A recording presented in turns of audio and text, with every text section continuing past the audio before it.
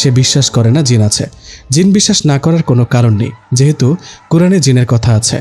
কিন্তু রাতের বেলা ঘুরে বেড়ানোটা প্রিয়ার অদ্ভুত লাগে। আরোহী রাতে বসে আছে, এমন সময় বাতাসে আরোহীর চুল মুখের উপর পড়ছে, আর সে বিরক্ত হয়ে সেগুলো পেছনে নিয়ে যাচ্ছে। এমন সময় হঠাৎই খুব সুন্দর কণ্ঠে কেউ বলল, যখন চুলগুলো সরতে চাইছে না, তাহলে কেন সরাতে চাইছেন? কথাটা শুনে আরোহী ভয় পেয়ে যায়। এত রাতে ছাদে সে ছাড়া তো আর কেউ নেই। এদিক সেদিক খুঁজতে থাকে, আবার আওয়াজ করে, কিছু খুঁজছেন? সে এবার উঠে পুরো ছাদটা দেখল, কোথাও কেউ নেই। সে বুঝতে পেরেছে এটা নিশ্চয়ই তার মায়ের কাজ। তাকে ভয় দেখানোর জন্য কাউকে দিয়ে এটা করাচ্ছে, যেন সে আর ছাদে না আসে। কিন্তু ভয় পাওয়ার পাত্রী তো সে নয়, কিছু একটা সে করবে। অমনি আবার আওয়াজ, কি ভাবছেন? আরোহী বলল, কে কে আপনি? সামনে আসুন। আওয়াজটা থেমে গেল, আর কোনো শব্দ হচ্ছে না, কিন্তু ফুলের সুগন্ধ পাচ্ছে সে। কিন্তু শুধু তাদের ছাদে কেন, দূর দূরান্ত পর্যন্ত কারো ছাদেই কোনো ফুল গাছ নেই। আর গন্ধটা অদ্ভুত। তার মনে হয় না এমন গন্ধ সে আগেও পেয়েছে। কিন্তু তাও কিভাবে বুঝলো যে এটা ফুলের গন্ধ? সে ভাবল, আজ নিচে যাই, কাল একে ধরার সম্পূর্ণ প্রস্তুতি নিয়ে আসব। সে যেই নিচে নামতে যাবে অমনি দেখে নিচে কিছু একটা আছে। সে ভয় পেয়ে পড়ে যাবে এমন সময় পড়ে না। মনে হয় কেউ তাকে ধরল, কিন্তু এখানে তো কেউ নেই। হঠাৎই দেখলো সেখানে একটা বালতি। নিজেকে নিজে গালি দিতে দিতে রুমের মধ্যে ঢুকলো। সে শুয়ে আছে, যদিও সে নিশ্চিত তার মা হয়তো এটা করেছে, কিন্তু তার মাথায় আসছে না যে পুরো ছাদ দেখার পরেও কিভাবে পেল না। আর সে যখন পড়ে যাচ্ছিল তখন তাকে কে ধরল? ভেবে কোনো কুলকিনারা পায় না। হঠাৎই সে মিষ্টি গন্ধটা আবার পায়। কিছু দেখতে পারে না, কিন্তু সে মিষ্টি কণ্ঠটা বলে ওঠে, কি আমার কথা ভাবছেন বুঝি? হঠাৎই উঠে লাইট জ্বালায় আরোহী, কিন্তু কোথাও কিছু নেই। সে ভাবল হয়তো অতিরিক্ত চিন্তার কারণে সে এসব ভাবছে। গন্ধটা তখনও যায়নি। সে ঘুমিয়ে পড়ল।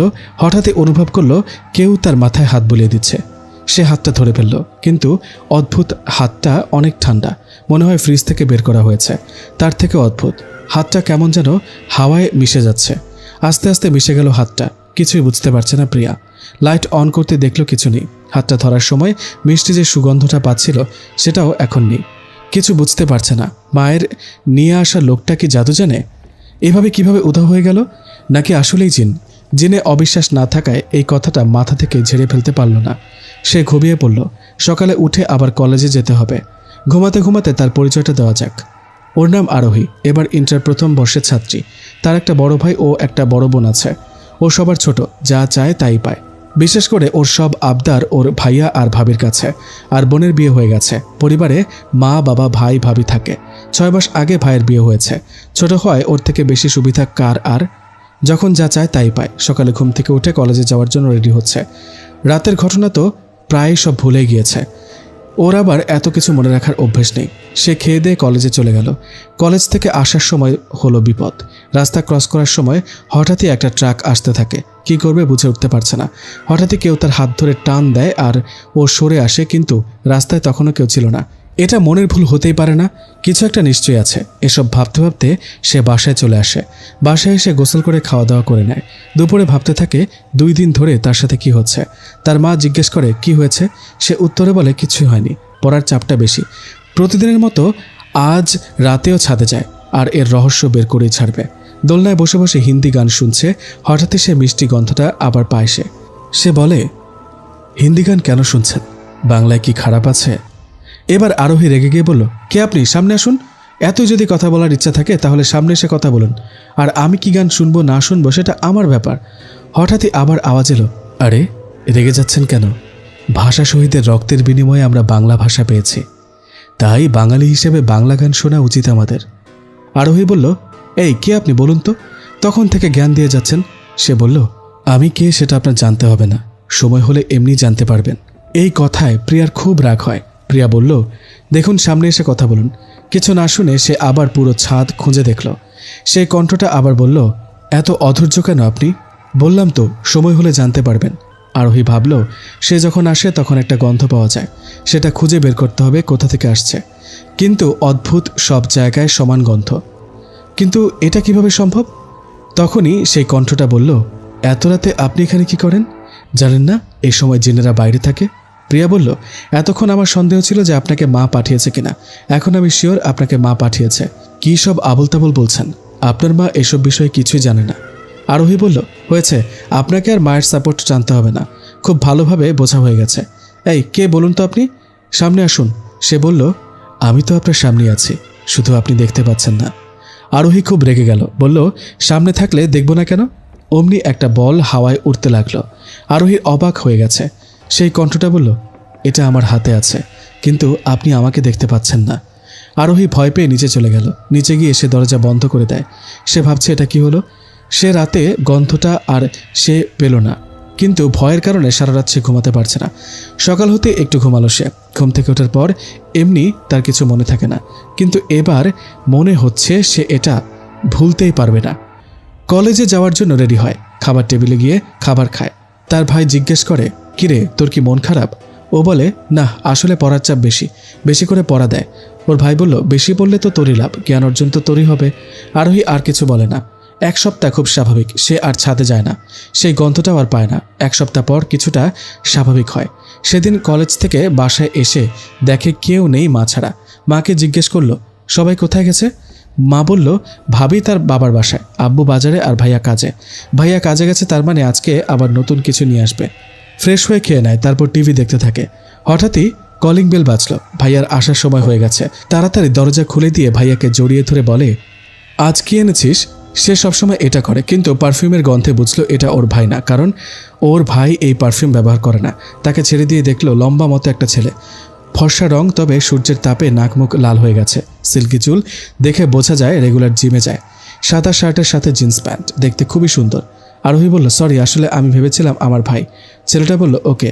তখনই মা ভেতর থেকে বলল, কে আসলো রে আরোহী? আরোহী বলল, তুমি এসে দেখে যাও। আরোহীর মা আসতেই ছেলেটা সুন্দর করে তাকে সালাম দিল। সে সালামের উত্তর দিয়ে বলল, কি চাও বাবা? সে ছেলেটি বলল, আমার নাম আহনাফ, ঘর ভাড়ার অ্যাড দেখে এখানে আসলাম। আরোহীর মা বলল, একটা ঘর তোমাদের সমস্যা হবে না তো? ছেলেটা বলল, না, আমি একাই থাকবো। আরোহীর মা বলল, তোমার বাবা মা? আহনাফ বলল, তারা এই পৃথিবীতে নেই। আরোহীর মা বলল, ও, আমি আসলে বুঝতে পারিনি। ছেলেটা বলল, ঠিক আছে।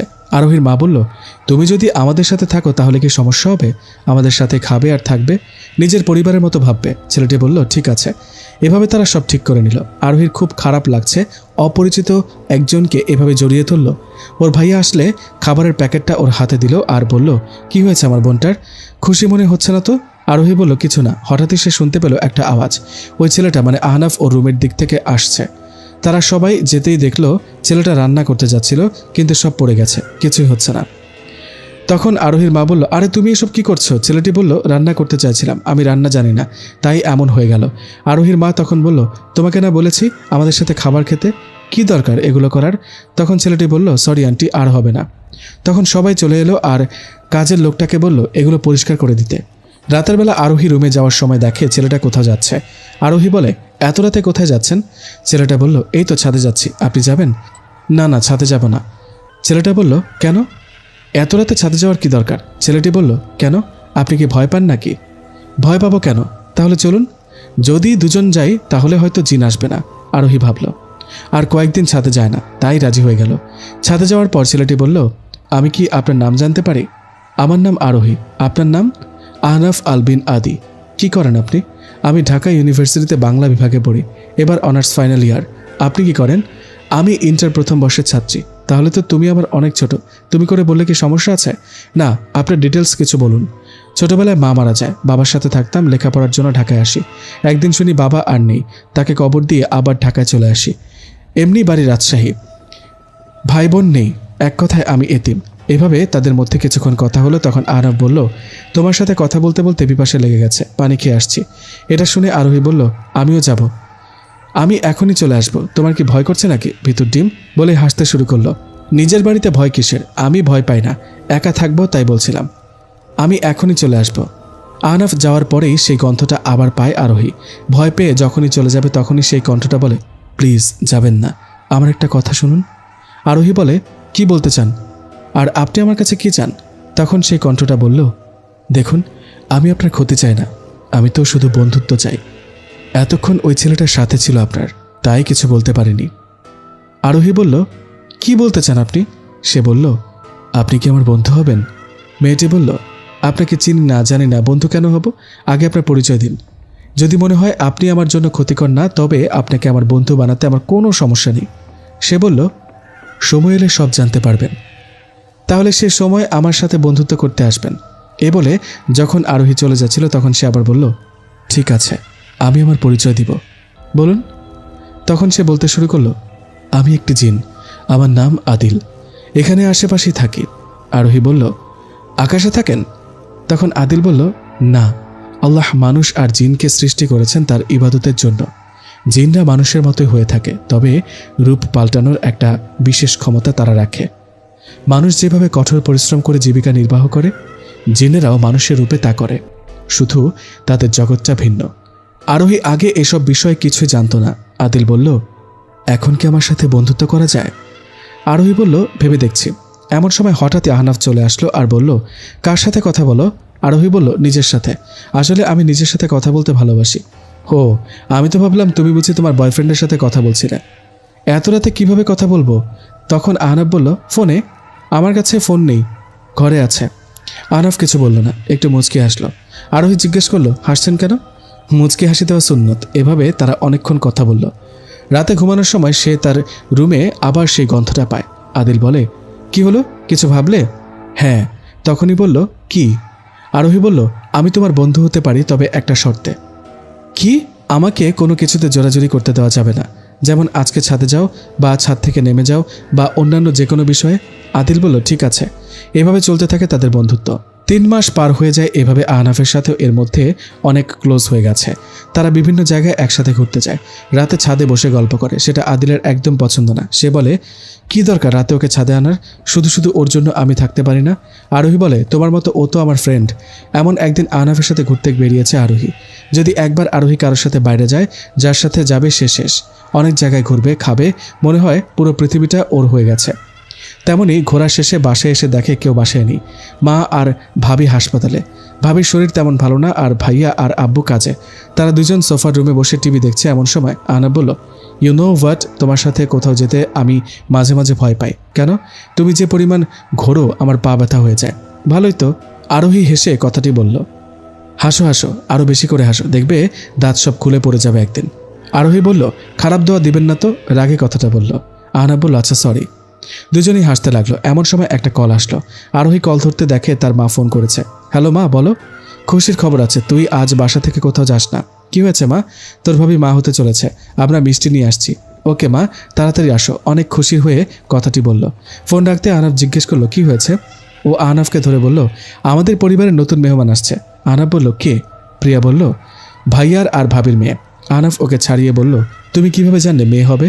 তখনই আরোহী বলল, আমার তো মেয়ে ভালো লাগে, আর আমার ভালো লাগার সব জিনিস আমার ভাইয়া আমাকে দেয়। তাছাড়া যে পরিবারের প্রথম সন্তান মেয়ে, সে পরিবারে আল্লাহর বরকত থাকে।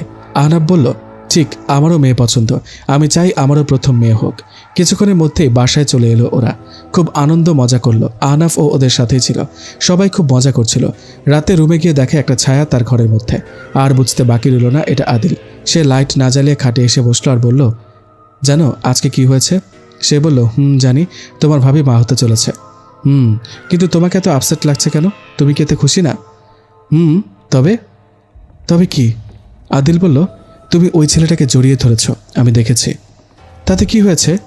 আমাকে একটা সত্যি কথা বলবে? বলো, কি? তুমি কি ওই ছেলেটাকে ভালোবাসো? কি সব আবল তাবল বকছো? আমি ওকে কেন ভালোবাসবো? আদিল বলল, না, তুমি ওকে ভালোবাসো। আরোহী রেগে গিয়ে বলল, হ্যাঁ, যদি ভালোবাসি তবে তোমার কি? যাও তো এখান থেকে, ভালো লাগছে না আমার। আরোহীর কথা শুনে আদিলের খুব রাগ হয়। আদিল চলে যাবে এমন সময়, কি এমন বলেছে আমি যে আমাকে চলে যেতে বললে? সত্যিটা বলেছি তাই খুব রাগ লাগছে, তাই না? আসলে সত্যি এটাই যে তুমি ওকে ভালোবাসো আর আমাকে ঘৃণা করো। দেখো, এসব কথা বলো না, আমাদের মধ্যে তেমন কিছুই নেই। তা তো খুব ভালোভাবেই দেখতে পারছি। ওকে ফাইন, আমাদের রিলেশন চলে, কিন্তু যদি চলেও তাতে তোমার কি? তোমাকে আমার ফ্রেন্ড বানিয়েছি, মানে এই না যে তুমি আমার লাইফের সিদ্ধান্ত নেবে। আমার যা ইচ্ছা আমি তাই করি। আজ পর্যন্ত আমাকে বাধা দেওয়ার কারোর সাহস হয়নি, আর তুমি এই 3 মাসে এত সাহস পেয়ে গেছো? চলে যাও, আর কখনো আমার সামনে আসবে না। আদিল বলল, ওকে, চলে যাচ্ছি, তবে শুনে রাখো, তুমি যদি আহনাফকে ভালোবাসো তাহলে হয়তো তোমার ভালোবাসা পাবে, কিন্তু সর্বোচ্চ ভালোবাসা পাবে না, কারণ আমার চেয়ে বেশি তোমাকে কেউ ভালোবাসতে পারবে না। মানে? আমি তোমাকে খুব ভালোবাসি আরোহী, অনেক বেশি। যেদিন প্রথমবার এখান দিয়ে যাচ্ছিলাম তখন তোমাকে দেখি। এত রাতে একটা মেয়ে ছাদে বসে আছে, তোমার সাহসে আমি মুগ্ধ হই। প্রায় প্রতিদিন তোমাকে দেখি, কিন্তু কথা বলার সাহস হয় না। সেদিন বাতাসে যখন চুলগুলো উড়ছিল আর তুমি সরিয়ে দিচ্ছিলে, সেটা পৃথিবীর সবচেয়ে সুন্দর দৃশ্য ছিল। কিছু বলতে চাইনি কারণ তুমি ভয় পাবে, কিন্তু কথাটা না বলে থাকতে পারলাম না। আরোহী বলল, কী সব আনসান বকছো? তুমি তো আমার জাস্ট ফ্রেন্ড। আমাকে শেষ করতে দাও প্লিজ। সেদিন যখন ভয় পেয়ে চলে গেলে খুব কষ্ট হয়েছিল। ভাবলাম হয়তো তোমাকে হারিয়ে ফেলবো, কিন্তু না। পরের দিন তুমি এলে, ভাবলাম এবার তোমার সাথে বন্ধুত্ব করব। ভালো না বাসো, কিন্তু সাথে তো থাকবে। সেদিনও চলে গেল। চাইলে তোমার ঘরে যেতে পারতাম, কিন্তু এতে তুমি অনেক ভয় পেতে, তাই কখনো তোমার রুমে যাইনি। কিন্তু বিশ্বাস করো, প্রতিদিন ছাদে তোমার জন্য অপেক্ষা করতাম, কিন্তু তুমি আসলে না। কিন্তু 1 সপ্তাহ পরে আসলে আহনাফের সাথে। ভাবলাম তোমার ভাই, কিন্তু কথা শুনে তা মনে হলো না। সেদিন তোমার সাথে বন্ধুত্ব করলাম, কিন্তু ওই আহনাফের জন্য সব কথা তোমাকে বলতে পারিনি। আমাদের মাঝে কাটা হয়ে দাঁড়িয়েছে ওই আহনাফ। তুমি আমার চেয়েও বেশি ওকে সময় দাও। আমার ভালোবাসাটা কখনো বোঝার চেষ্টাও করনি তুমি। আরোহী বলল, বাজে কথা বন্ধ করো। আরোহী, আমি তোমাকে খুব ভালোবাসি। আরোহী রেগে গিয়ে ফুলদানিটা আদিলের দিকে ছুঁড়ে মারে। আদিল সরে যায়। আর কখনো যদি আমার পাশে দেখি, তাহলে আমার চেয়ে খারাপ কেউ হবে না, দেখে নিস। এই কথা শুনে আদিল জানালা দিয়ে বেরিয়ে গেল। আর আরোহী ঘরে বসে কান্না করতে শুরু করলো। হঠাৎই কেউ তার কাঁধে হাত রাখলো। সে দেখলো এটা আহনাফ। কান্না করছো কেন আরোহী? একটু আগে তো খুব খুশি ছিলে। কিছু না। আপনি এখানে কেন এসেছেন? কেন, আমার কি এখানে আসা মানা? না, কিন্তু এত রাতে আমার রুমে আসার কোনো কারণ তো থাকবে। না, আসলে রুমের মধ্যে খুব আওয়াজ হচ্ছিল তো, তাই ভাবলাম তোমার কোনো প্রবলেম হয়েছে হয়তো। না, কিছু হয়নি, আপনি এখন যান। আরোহী, তোমার কি কিছু হয়েছে? আমাকে বলতে পারো। না, কিচ্ছু না। আহনাফ ঘর থেকে চলে গেল আর আরোহী ঘুমিয়ে পড়ল। 2 দিন তেমন কিছুই হলো না, কিন্তু কয়েকদিন ধরে আরোহীর খুব আদিলের কথা মনে পড়ছে। প্রায় 1 সপ্তাহ হতে চলল। তাতে আরোহীর কি? এতে তো তার কোনো দোষ নেই। জিন হয়ে কিভাবে একটা মানুষকে ভালোবাসে? সে ভালোবাসলে আমি পারবো না। পরের দিন আরোহী যখন কলেজ থেকে ফিরছিল, তখন হঠাৎই তার সামনে একটা গাড়ি চলে আসে। সে ভাবলো আগেরবার যেমন আদিল বাঁচিয়েছে, এবারও কি বাঁচাতে পারবে? হঠাৎই তার হাত ধরে কেউ টান দেয় আর আরোহী তার উপরে পড়ে যায়। চোখ খুলে দেখে এটা আহনাফ। এবার কি উঠবে, নাকি আমার ভর্তা বানানোর পর উঠবে? আরোহী আহনাফের ওপর থেকে উঠে গেল আর রেগে গিয়ে বলল, আপনি এখানে কি করছেন? বাহ, নিজের জীবন বাজি রেখে তোমাকে বাঁচালাম, এখন আমার উপর রাগ দেখাচ্ছ? ভালো ভালো, যার যাই হোক তাতে আমার কি। জীবন বাঁচানোর জন্য ধন্যবাদ। এই বলে আরোহী চলে যাচ্ছিল। আহনাফ পেছন থেকে হাত ধরে তার কাছে নিয়ে আসলো। রেগে আছে নাকি আমার আরু? আরোহী রাগ করলে আহনাফ ওকে আরু ডাকে। আরোহী বলল, না, আমাকে একা থাকতে দিন। 1 সপ্তাহ ধরে তুমি আমাকে অ্যাভয়েড করছো। আদিল ওই কথাগুলো বলার পর থেকে আরোহী ওকে অ্যাভয়েড করছে, কিছুতেই ওর সাথে ফ্রি হচ্ছে না। আমি বাসায় যাব, আপনি গেলে চলুন। ওকে। ওরা বাসায় যায়। বাসায় যাওয়ার পর আরোহীর মা বলল, আরোহী, আজ তোর খালার বাসায় যাবি, অনেক দিন ধরে যেতে বলেছে। এত দূর একা যাব? যা না মা, এমন করিস না, তোর ভাইয়ার টিকিট কেটে রেখেছে। ওকে, মন খারাপ করে বলল আরোহী। আহনাফ বলল, আন্টি, যদি কিছু মনে না করেন একটা কথা বলি। কি আবার মনে করব বলো? আমার এক মামা আছে, উনি অনেক দিন ধরে যেতে বলেছে।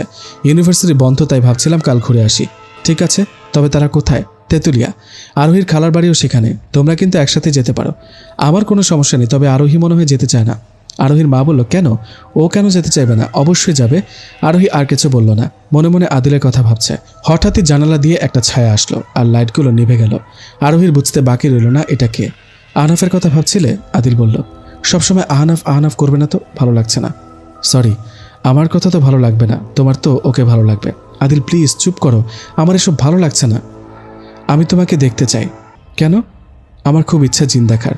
এতদিন তো দেখতে চাওনি, নাকি ওর সাথে ব্রেকআপ হয়েছে এখন আমাকে লাগবে? অনেক হেসে বলল আদিল। আরোহী ওর কথায় খুব রেগে যায় আর বলে, যদি সামনে আসতে না ইচ্ছা হয় তো চলে যাও। সরি, আজকে তুমি আমাকে দেখবে। লাইটটা অন হয়ে গেল। আহনাফ, আপনি? তুমি আহনাফকে এতই ভালোবাসো যে আমার মধ্যেই ওকে দেখছো? আরে, আরোহী দেখলো না এটা আহনাফ না, তবে চেহারাটা অনেকটা আহনাফের সাথে মিলে। প্রথমবার যে কেউ কনফিউজড হয়ে যাবে। হয়তো হবে না, ওটা ওর মনের ভুল। কি হলো? কিছুই না, আমি ঘুমাবো, তুমি প্লিজ যাও। আরোহী, আমি তোমাকে ভালোবাসি। সবসময় এক কথা ভালো লাগে না, যাও এখান থেকে। আমরা শুধুই বেস্ট ফ্রেন্ড ছিলাম, আর কিছু না। আদিল বের হয়ে গেল, তবে বোঝা গেল খুব কষ্ট পেয়েছে।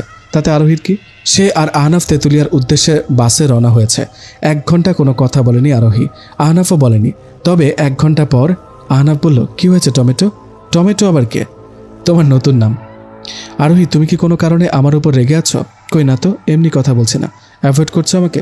তেমন কিছু না। হঠাৎই ব্রেক লাগলো আর সবাই ভয় পেয়ে গেল। ড্রাইভার বলল, টায়ার পাঞ্চার, সবাইকে এখনই নেমে যেতে হবে। সবাই খুব রেগে গেল। সামনে জঙ্গল ছাড়া কিছুই নেই। এমন সময় গাড়ি নষ্ট হবে, খুব বিরক্তিকর ব্যাপার। সবাই ড্রাইভারকে গালি দিতে দিতে নেমে গেল। আহনাফ আর আরোহীও নামলো। সবাই সামনে এগিয়ে যেতে লাগলো। আরোহী কিছু না খেয়ে এসেছে, আর তার ওপর ক্ষুধাও পেয়েছে তার খুব, কিন্তু আহনাফকে লজ্জায় বলতে পারছে না। আহনাফ বলল, একটু বসো, আমি আসছি, কোথাও যেও না। অনেকক্ষণ ধরে বসে আছে, ওর আসার কোনো খবর নেই। যাত্রীরা সবাই চলে যাচ্ছে, আর একজনকেও দেখা যাচ্ছে না। ও কি আবার আমার কথা ভুলে গেল নাকি? ভাবতে ভাবতে আহনাফ চলে আসলো, সাথে কিছু খাবার। এগুলোই পেলাম, খেয়ে নাও। কোথায় গিয়েছিলেন আপনি এগুলো আনতে? এতক্ষণ লাগে? আরোহী আর আহনাফ দুজনেই খেয়ে নেয়। পানির বোতল নিয়ে দেখে পানি নেই, আবার যায় পানি আনতে। আল্লাহ জানে এখন আবার কতক্ষণ লাগাবে। হঠাৎ পেছন থেকে কেউ তার মুখ চেপে ধরল, আর আরোহী অজ্ঞান হয়ে গেল। চোখ খুলতেই দেখতে পায় তার সামনে আহনাফ। না, আহনাফ না, আদিল এটা। আমি এখানে কেন? কি ভেবেছিস তুই আমার ভালোবাসাকে মূল্য না দিয়ে অন্য আরেকজনকে ভালোবাসবি আর আমি কিছুই বুঝবো না? আমাকে অবহেলা করে অন্য কাউকে ভালোবাসবি আর আমি চুপ করে থাকবো হাতে একটা ছুরি নিয়ে? তুই যদি আমার না হোস তাহলে আমি তোকে কারোর হতে দেব না। অমনি একটা আওয়াজ শুনল, কেউ বলল, আচ্ছা ও যদি তোর হয় তাহলে তুই সবার হতে দিবি আদিল? আরোহী তাকিয়ে দেখে আহনাফ। তুই এখানে? ভয়ে ভয়ে বলল আদিল। তুই কি ভাবলি ওকে তুই নিয়ে আসলি আর আমি বুঝতেও পারবো না? আদিল উধাও হয়ে গেল। আহনাফ ওর পিছনে যেতে চেয়েও গেল না। আরোহীর হাত বাঁধা ছিল, ও খুলে দিল, ওকে জড়িয়ে ধরল। আরোহীও ধরল ওকে জড়িয়ে। চোখ বন্ধ করো, আহনাফ বলল। কেন? করতে বলেছি করো। চোখ বন্ধ করার পরেই আরোহীর অদ্ভুত লাগছে, মনে হয় ও মাটির উপর নেই। চোখ খুলে দেখে আহনাফ ওকে নিয়ে আকাশে উঠছে। ও পড়ে যাবে এমন সময় আহনাফ ওকে ধরে ফেলল। আহনাফ বলল, জীবনের শেষ নিঃশ্বাস পর্যন্ত এভাবে ধরে রাখবো তোমায়। কে আপনি, আর কেন আমাকে সারা জীবন ধরে রাখবেন? কারণ তোমার কাছে আমার জিনের ভালোবাসা আছে। মানে কি বলতে চান আপনি? আর আপনি আকাশে কিভাবে উঠছেন? জিন আকাশে উঠতে পারে তাই আমিও উঠছি। কি, আপনি জিন?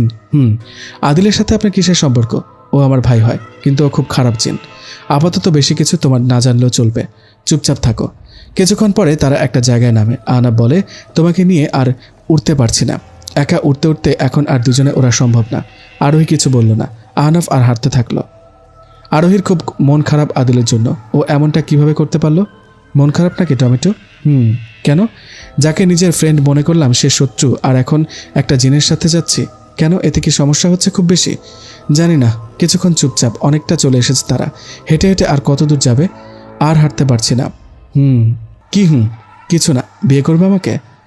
বিপদে পড়ে আপনার সাথে আছি বলে কি যা খুশি তাই বলবেন? দরকার পড়লে আদিলকে বিয়ে করবো, তাও আপনাকে না। সে তো আমাকে ভালোবেসে নিয়ে গিয়েছিল। রাগে কথাটা বলল আরোহী। আহনাফ বলল, টমেটো তুমি এমন কেন? ওরে ফিল করাতে যে আমাকে ভালোবাসো, আর আমাকে ফিল করাচ্ছ আমার ভাইকে ভালোবাসো। বাজে কথা বলবেন না, আমি আপনাদের কাউকে ভালোবাসি না। এখন আর হাঁটতে পারছি না, একটা ব্যবস্থা করুন। চোখ বন্ধ করো। আবার উঠবেন? এবার কিন্তু অনেক উপরে নিয়ে যাবেন। আমি যেন চাঁদকে ছুতে পারি। তুমি না ইন্টারের ছাত্রী, তোমার তো জানা উচিত চাঁদ পৃথিবী থেকে কত দূরে। 3,84,400 কিলোমিটার। তবে আমি শিওর না, যতদূর মনে পড়লো তাই বললাম। তাহলে চাঁদের কাছে কিভাবে যেতে চাও? না আপনি তো জিন। জিন আমি, কোনো জাদুকর নই। এই বলে উঠতে শুরু করলো। আরোহী বুঝলো অনেক উপরে আছে তারা, খুব মজা লাগছে, মনে হয় সে স্বপ্ন দেখছে। আমার না আপনাদের দেখার পর থেকে জিন সম্পর্কে জানার খুব ইচ্ছা। আমাকে বলবেন? জিন আর মানুষ দুটির মধ্যে শ্রেষ্ঠ হলো মানুষ। আল্লাহ সৃষ্টির শ্রেষ্ঠ জীব মানুষ। এই মানুষের মতোই থাকতে হয় জিনদের। কিন্তু সবাই যে বলে জিনের অনেক শক্তি, যা খুশি তাই করতে পারে, তেমন কিছু না। বিশেষ শক্তি বলতে তারা রূপ পরিবর্তন করতে পারে। কালো বিড়াল, কালো কুকুর, এমনকি মানুষের রূপে আসতে পারে। তারা মানুষের ওপর আসর করতে মানুষের রূপে তাদের সব কাজ করে জীবিকা নির্বাহ করতে হয়। সবশেষে তারা নিজেদের মানুষ বলে পরিচয় দিতে পারে না। আচ্ছা, আমি শুনেছি ইবলিস শয়তান নাকি জিন। এই ঘটনাটা বলতে পারবেন? মানুষ সৃষ্টির হাজার হাজার বছর আগে আল্লাহ জিন সৃষ্টি করেন। তখন সবাই আল্লাহর ইবাদত করে, কিন্তু ধীরে ধীরে অনেকেই আল্লাহর পথ থেকে সরে যায়। আল্লাহ ওদের সঠিক পথ দেখানোর জন্য একজনকে পাঠায়। আল্লাহর দাওয়াত দিলে তারা তা অস্বীকার করে এবং তাকে হত্যা করে। আল্লাহ আরও কয়েকবার পাঠায়, তারা সবাইকে হত্যা করে। আল্লাহ ফেরেশতাদের হুকুম দেয় ভালো জিন বাদে সবাইকে মেরে ফেলতে। ফেরেশতারা সবাইকে মেরে ফেলে, আর ভালো জিন আল্লাহর দয়ায় বেঁচে যায়। আবার জিনের বিস্তার ঘটলে আবারও একই ঘটনা ঘটে। আল্লাহ এবারও সবাইকে মারার হুকুম দিলেন। যারা ভালো তারা বেঁচে গেল। এভাবে পরপর কয়েকবার এমন হলো। আল্লাহ তারপর জিনদের মধ্যে বাদশাহ নিযুক্ত করলেন। সে ভালোভাবে অনেক বছর শাসন করে। তারপর সেও খারাপ জিনের সাথে মিশে যায়। আল্লাহ জিবরাইল আলাইহিস সালামকে তার কাছে পাঠালেন। তারপর সে আবার আল্লাহর পথে ফিরে আসে। কিন্তু কথা আছে না, সঙ্গদোষে লোহা ভাসে। সে আবার আগের মতো হয়ে যায়। আল্লাহ আবারও সবাইকে মারার হুকুম দিল। এমন পরপর কয়েকবার হলো। আল্লাহ রেগে গিয়ে সবাইকে মারার হুকুম দিলেন। এবার ফেরেশতারা সবাইকে মেরে ফেলল, কিন্তু একটি ছোট্ট জিন বালক তাদের নজর কাড়ে। বয়স তখন তার ছিল মাত্র 1000 বছর। তারা আল্লাহকে বলে, আল্লাহ, আমরা একে আমাদের সাথে আসমানে আনতে চাই, একে আমরা আমাদের মতোই বড় করব। আল্লাহ তাদের দোয়া কবুল করলেন। সে সবসময় আল্লাহর ইবাদত করত, কিন্তু আল্লাহ যখন আদম আলাইহিস সালামকে সিজদা দিতে বলল তখন সে অস্বীকার করল এবং সে হলো ইবলিস, শয়তান। এসবই সত্য ঘটনা, আমি ছোট করে দিলাম। কথা বলতে বলতে তারা রাহির খালার বাড়ির সামনে পৌঁছায়। আহনাফ বলল, যাও, আপনি কোথায় যাবেন? মামার বাড়ি। এখানেই? ওহ, আমি ভেবেছিলাম আমাকে সাথে নিয়ে আসতে চাইছিলেন, তাই মামার বাড়ির কথা বললেন। কিছু বলল না, মৃদু হেসে উধাও হয়ে গেল আহনাফ। আরোহী ওর খালার বাড়িতে ভোরে পৌঁছালো। সবাই ওকে দেখে খুব খুশি, অনেকদিন পর মেয়েটা এসেছে, খুব আদর পাচ্ছে সবার। আর ভাই বোনগুলো তো সব ওকে যে ধরে রেখেছে, ছাড়ার নাম নেই। সে সেখানে 3 দিন থাকলো, খুব আনন্দে কাটলো 3 দিন। ওইদিকে আহনাফ বা আদিল কারোর কথাই মনে নেই। হঠাৎই রাত্রে ঘুমানোর সময় আরোহীর খুবই আনইজি লাগছে। ছাদে যাওয়ার কথা ভাবতেই আবার আদিলের কথা মনে পড়ে গেল, তাই আর ছাদে গেল না। বেলকনিতে বসে বসে কফি খাচ্ছে। একটা পচা গন্ধ তার নাকে আসতে লাগলো। সে যেই উঠে চলে যাবে তখনই পেছন থেকে কেউ ওর গলা চেপে ধরল। ছাড়ানোর চেষ্টা করেও ব্যর্থ হচ্ছে। কোথাও থেকে আহনাফ এসে তাকে ছাড়ানোর চেষ্টা করে, আর শেষ পর্যন্ত তাকে ছাড়াতে সক্ষম হয়। আহনাফ বলে, টমেটো, তুমি ঠিক আছে তো? আপনি এখানে? তোমার জন্য এসেছি। আমি যে তোমাকে অনেক ভালোবাসি, তোমাকে বিপদে রেখে কিভাবে যাব? আমাকে বিয়ে করবে আরোহী? জিন বিবাহ নাজায়েজ, আমি চাই, কিন্তু একটা সময় ঠিকই তুমি আমাকে মেনে নেবে। 1 সপ্তাহ পরে খালার বাড়ি থেকে সে যখন আসবে তখন ভয় পায়, যদি কিছু হয়। কিন্তু কি হবে, আহনাফ তো এখানেও চলে আসছে। আরে আপনি? তোমার জন্যই তো এলাম। তো কোথায় যাচ্ছ? বাসায় নাকি? আপনিও কি বাসায় যাচ্ছেন? কয়েকদিন পরে যেতে চাইছিলাম। কয়েকদিন আগে যা হলো। আহনাফ, আপনি জিন, তাই না? কেন, কোনো সন্দেহ? না, তবে কি? আদিল তো আমাকে ছাদে দেখে পছন্দ করেছে। আপনি আমাকে কখন পছন্দ করলেন? আর আমার বাড়িও বা চলে এলেন কিভাবে? আদিল আমার ভাই, ও কখন কি করে না করে তা আমি জানি। যখন বুঝলাম ও তোমাকে ভালোবাসে তখন মনে হলো এটা ভুল, তাই আটকাতে চলে এলাম। কিছুটা অস্বস্তিকরভাবে উত্তর দিল। তাহলে আপনি আমাকে কেন ভালোবাসেন? আসলে আসার পর তোমার পার্সোনালিটি দেখে এত ভালো লাগলো যে নিজেই তোমাকে ভালোবেসে ফেললাম। ভাইকে সরিয়ে নিজের সে জায়গা নিতে চাওয়াটা কি শত্রুর মতো কাজ না? আদিল তো আমাকে আগে পছন্দ করেছে। জানি না, তোমার যা খুশি করো। আহনাফ সব উত্তর দিলেও আরোহীর কাছে খুব একটা বিশ্বাসযোগ্য মনে হলো না ব্যাপারটা। কিছু একটা গণ্ডগোল নিশ্চয়ই আছে। আগের বার তারা উড়ে এসেছিল রাতে, কিন্তু এখন তো আর তা করা যাবে না। সবার সামনে এমন করা অসম্ভব। তারা একটা অটো নিল। অটোটা অনেকক্ষণ ধরেই চলছে, থামার নামও নেই। প্রায় 4 ঘন্টা ধরে চলছে। আর কতক্ষণ? এত বড় রাস্তা তো এটা না। অটো ড্রাইভার বলল, ওখান দিয়ে অনেক জ্যাম, তাই এখান দিয়ে নিয়ে আসলাম। আহনাফ আর কিছু বলল না। চলতে চলতে সন্ধ্যায় আজান হয়ে গেল। অমনি অটো ড্রাইভার হাসতে শুরু করলো, আর হাসতে হাসতে উধাও হয়ে গেল। আর আহনাফ আর আরোহী নিচে পড়ে গেল। এটা কি হলো? মেবি এটা কারোর চাল, আমাদের ফাঁসাতে চাইছে। কে হতে পারে? আদিল? না, হতেই তো পারে। আমাদের কোনোভাবে কেউ ফাঁসাতে চাইছে। আমাদের যেভাবে হোক না কেন বের হতে হবে। হঠাৎ একটা আওয়াজ এলো, তোরা কখনোই এই মৃত্যুর জাল থেকে বের হতে পারবি না। এখান থেকে বের হওয়ার একটাই রাস্তা, এখান দিয়ে বেরোতে হলে কিছু না কিছু হবেই। বলে আওয়াজটা মিলিয়ে গেল। আরোহী বলল, তো আমাদের এখানে ফাঁসানোর জন্য আটকানো হয়েছে। কার কি লাভ আমাদের সাথে এটা করে? শুধু আদিল এটা করতে পারে, আর কেউ না। আহনাফ বলল, হতে পারে, চলো বের হওয়ার রাস্তা খুঁজি। এতক্ষণে তারা খেয়াল করলো তারা খুব গভীর জঙ্গলে আছে। এখান থেকে বের হওয়া খুব সহজ না। আহনাফ আরোহীকে নিয়ে আবার উঠতে শুরু করলো। অনেকক্ষণ ধরে উঠছে, কিন্তু পাহাড় আর গাছপালা ছাড়া কিছুই দেখতে পাচ্ছে না। প্রায় 7 ঘন্টা ওড়ার পর একটা গ্রাম দেখতে পেল। মনে হয় এবার এখান থেকে বেরোতে পারবে। আহনাফ বলল, সকাল হতে আর 1 ঘন্টার মতো বাকি, চলো এখানে বসি। এখন মনে হয় আমরা বেরোতে পারবো। কিন্তু ও যে বলল আমরা এখান থেকে বের হতে পারবো না, মনে হয় আমাদের ভয় দেখানোর জন্য বলেছে। মেবি। বসে থাকতে থাকতে তারা ঘুমিয়ে পড়ে। হঠাৎই কিছু শব্দে তাদের ঘুম ভাঙে। তারা দেখতে পায় তাদের সামনে একটা ছায়া। ছায়াটা মানুষ রূপে আসলো। লোকটি বলল, এ কি, কারা তোমরা? আমার দোকানে কি করো? আরোহী বলল, আহনাফ, এটা কি? লোকটা ছায়া থেকে মানুষ কিভাবে হলো? উনি একজন জিন। মনে হয় আমরা জিন রাজ্যের কোথাও আছি। কি হলো বলো? জিন রাজ্যে মানুষ হয়ে কিভাবে এলে? এখানে তো কোনো মানুষ আসতে পারে না, শুধু জিন আসতে পারে। আহনাফ বলল, আমি উড়ে এসেছি বলে এই জায়গা পেয়েছি, তাই ও বলেছিলাম যে এখান থেকে বের হওয়া সহজ না। আস্তে আস্তে আরোহীকে বলল, আসলে মানুষ না, আমরা জিন। কি প্রমাণ যে তোমরা জিন? কি প্রমাণ চান? তোমাদের পরীক্ষা দিতে হবে। আহনাফ, আমি কি করব? আমি তো জিন না। আস্তে আস্তে বলল। আহনাফ বলল, আমি পরীক্ষা দিতে প্রস্তুত, তবে ওর শরীর ভালো না, ও পরীক্ষা দিতে পারবে না। তাহলে আমরা কিভাবে বুঝবো যে ও জিন কন্যা? আহনাফ বলল, জিন হয়ে তো জিন কন্যাকে বিয়ে করব, ও আমার স্ত্রী। লোকটি বলল, এই বিষয়ে পরে কথা বলে, আগে প্রমাণ দাও যে তুমি জিন। ঠিক আছে। মুহূর্তের মধ্যে সব জিন চলে এলো। তারপর তারা কিছু করতে শুরু করলো। হঠাৎই একটা অন্য পরিবেশের সৃষ্টি হলো, আগুনের পরিবেশ। আরোহীকে বসিয়ে আহনাফকে নিয়ে গেল। লোকগুলো বলল, জিন আগুনের তৈরি, তুমি যদি আসলেই জিন হও তবে এই আগুনের পুকুরে সাঁতার কেটে দেখাও। আহনাফও সবার মতো ছায়া হয়ে আগুনে ঝাঁপ দিল। কিছুক্ষণ পর অন্য পাশ দিয়ে উঠল। এখন সবার বিশ্বাস হয়েছে যে আহনাফ জিন। তুমি যে জিন তা মানলাম, কিন্তু মেয়েটাকে কিছুতেই মানতে পারছি না। ও আমার স্ত্রী। আমরা তো আর জানি না যে তোমরা আসলে স্বামী স্ত্রী কিনা। আমরা সত্যিই স্বামী স্ত্রী। আচ্ছা, তোমরা যদি স্বামী স্ত্রী হও তাহলে আবার বিয়ে করতে তো কোনো সমস্যা নেই। না, নেই। এখন আমাদের যেতে দিন। সমস্যা নেই তো, আমাদের সামনে বিয়ে করো।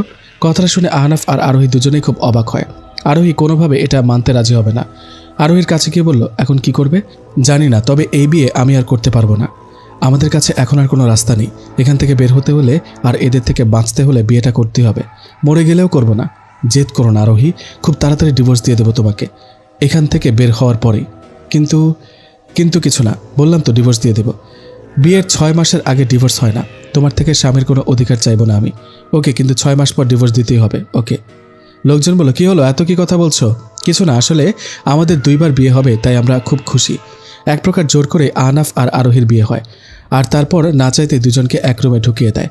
কিন্তু আহনাফ আরোহীর বিশ্বাস রাখে আর সোফায় ঘুমিয়ে পড়ে। কিন্তু আহনাফের সাথে ওর বিয়ে তো জায়েজ না, কারণ জিন বিবাহ না জায়েজ। সকালে ঘুম থেকে ওঠার পর আরোহী দেখে আহনাফ তাকে জড়িয়ে ধরে ঘুমিয়ে রয়েছে। আরোহী খুব রেগে যায় এতে।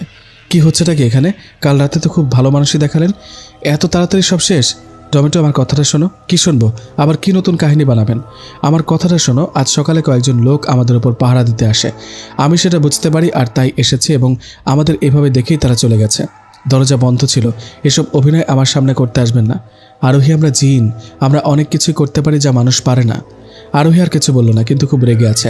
তারা বাইরে আসলো। সবাই এবার খুব খুশি। লোকজন বলল, আমরা ভেবেছিলাম তোমরা মিথ্যে বলেছিলে, তাই এটা করলাম। আমরা বুঝতে পারিনি যে তোমরা জিন, আমাদের মাফ করে দিও। মাফ চাওয়ার কি আছে? আপনারা কোনো ভুল করেননি। আপনার কাছে তো ভুল মনে হবেই না। যা চেয়েছিলেন তা তো পেয়ে গেছেন, কিন্তু কখনো ভালোবাসতে পারবো না আপনাকে। মনে মনে রেগে গিয়ে আরোহী বলল। আহনাফ বলল, কি ভাবছো? কিছু না, এখন আমাদের বাসায় যেতে হবে। তারা আহনাফ আর আরোহীকে বাইরে যাওয়ার রাস্তা দেখিয়ে দিল। সামনে যেতেই এক হাত আহনাফের গলা চেপে ধরল। ভয়ানক দুর্গন্ধ ছড়াচ্ছে সেখান থেকে। আহনাফ আর আরোহী দুজন মিলে ছাড়ানোর চেষ্টা করছে, কিন্তু পারছে না। এমন সময় আদিল ওই হাতে ধারালো ছুরি মারল। অমনি হাতটা আহনাফকে ছেড়ে দিয়ে আরোহীকে আদিলকে ধরল। অদৃশ্য আওয়াজ আসতে লাগলো। অদৃশ্য আওয়াজ বলছে, আদিল, তুই আমাকে ধোঁকা দিয়েছিস, তোকে আমি ছাড়বো না। আদিল বলল, আহনাফ, তুমি জিন কন্যাকে নিয়ে এখান থেকে যাও। আহনাফ বলল, তোমাকে রেখে আমি কোথাও যাব না। দেখো, পাগলামি করো না, ওকে নিয়ে তুমি যাও, নইলে আমরা 3 জনে বিপদে পড়ে যাব। আহনাফ ওকে রেখে কিছুতে যাবে না। ওর জীবন রক্ষা করতে যদি নিজেকে মরতে হয় তাও করবে। আল্লাহর নাম নিয়ে হাতে আঘাত করলো। অমনি হাতটা অদৃশ্য হয়ে গেল। আহনাফ আরোহীকে কোলে তুলে নিল। আহনাফ, আদিল আর আরোহী উঠতে শুরু করলো। আরোহী বলল, এসব কি হচ্ছে? আহনাফ বলল, পরে সব জানতে পারবে, এখন চলো। কিছুক্ষণ পরেই তারা একটা জায়গায় নামে। আরোহীর কাছে সবকিছু কেমন ঘোলাটে লাগছে।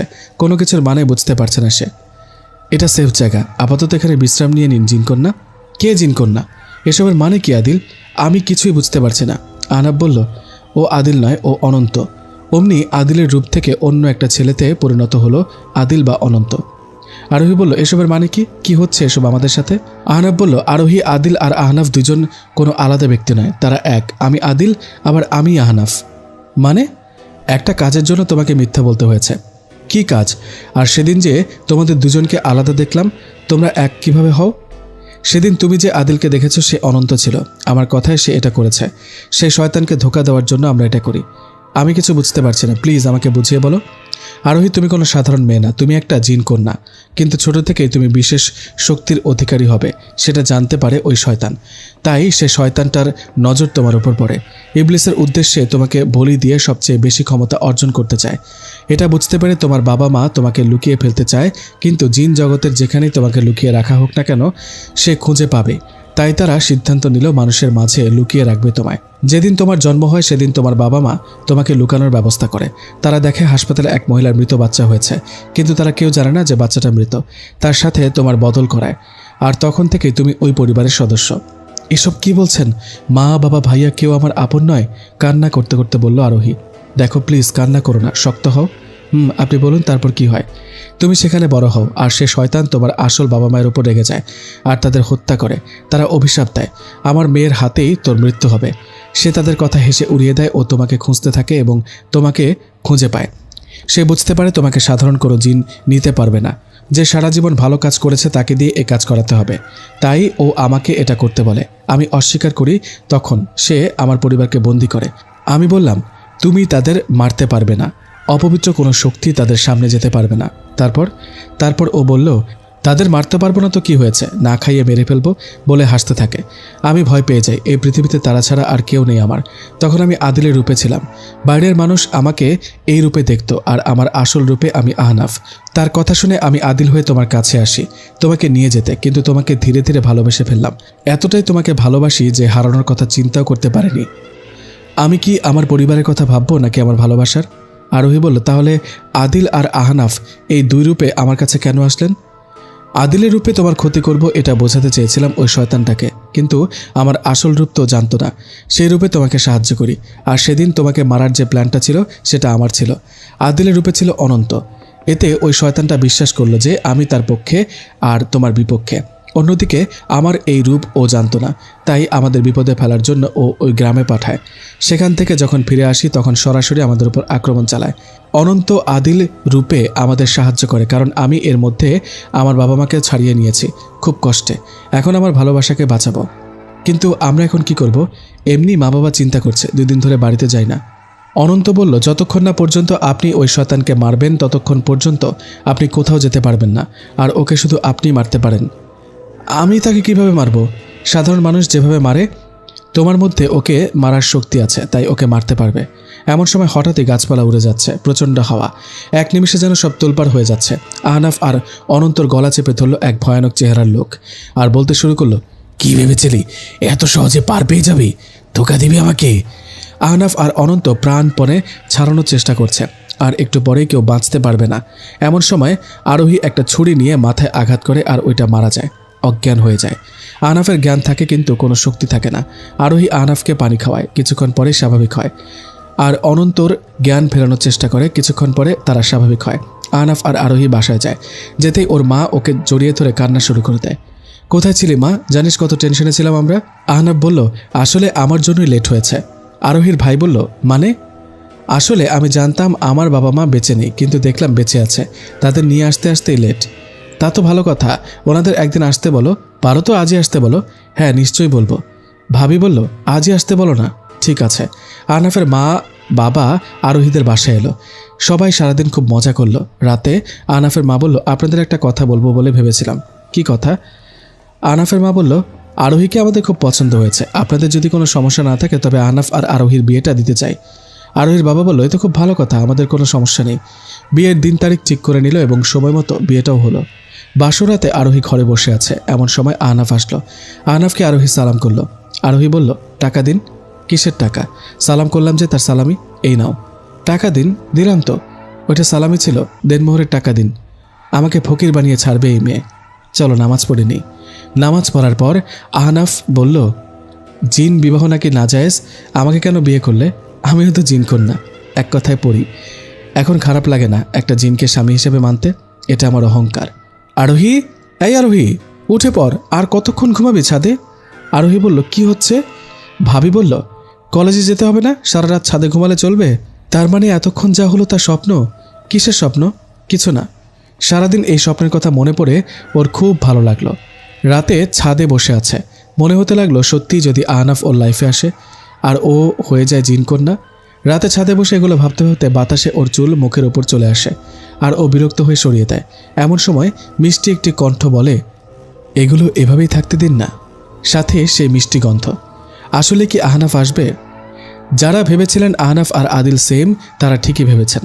আর যেহেতু মানুষ আর জিনের বিয়ে হয় না, তাই আরোহীকে জিনকন্যা বানিয়ে দিলাম।